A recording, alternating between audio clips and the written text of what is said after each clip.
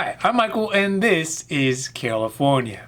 And as we get into Sunday, the stimulus relief bill has finally made its way through the labyrinth of the Senate. That's even after a full reading of the 628 pages of the bill. Republicans had essentially adopted the same strategy to thwart the Democrats by doing what I did when I was 5 years old and bored in the store with my mom. Just lay on the ground, drag my feet, and make it as hard as possible for anything to get done. Fortunately, it didn't work then, and it also didn't work now either. That being said, Democrats themselves have squabbled about some of the specific amounts of unemployment relief that were foregone conclusions in the House version of the bill. So today, we are just doing a real quick weekend update for the status of the current unemployment provisions in the stimulus relief check, how they have changed, and how long they're going to last.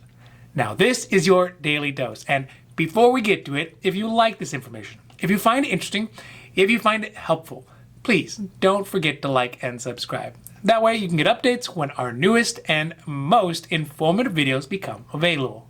Just because the weekend had come didn't mean that the Senate had stopped their debating of the $1.9 trillion stimulus bill. It appears that the biggest rift to passing it was not between Republicans and Democrats, but between the centrists and the progressive wings of the Democratic Party. Both of them seeing how much additional sway they have because of the slim majority that Democrats have in the Senate.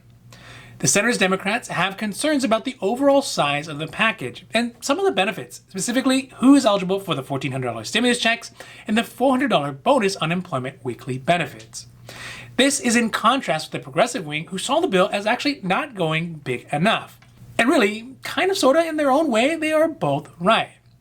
Centrist Democrats Senator Joe Manchin out of West Virginia and Tom Carpenter from Delaware, both in conservative districts, advocated for changing the weekly unemployment benefit from $400 a week out to August 29th, as was slated in the House bill, to $300 a week extra and extending it out to September 6th. This would meet their goals of lowering the overall cost of the bill, but extending benefits a little bit farther out for Americans. Furthermore, in return to concede to the progressive members of the party, though, they put a provision into the relief bill that would free up to $10,200 of unemployment benefits from being taxed in the 2020 tax year. This would be for households who make less than $150,000 last year. So, once signed into law, assuming no more changes, this bill would allow people who have already filed their 2020 taxes to amend their returns in order to take advantage of the new provisions to exclude some of their unemployment benefits from 2020 taxes. So now that this bill is getting to its final stages, it's passed through the Senate, it'll have to go back to the House one more time. But despite all of this, we should really have a good idea of what the benefits and specifics of the bill will be by the end of next week after it gets through the House. This means if all goes well, it'll be finalized just soon enough to get the final touches put on and get it to the president's desk in time to avoid any sort of gap in Americans' relief benefits.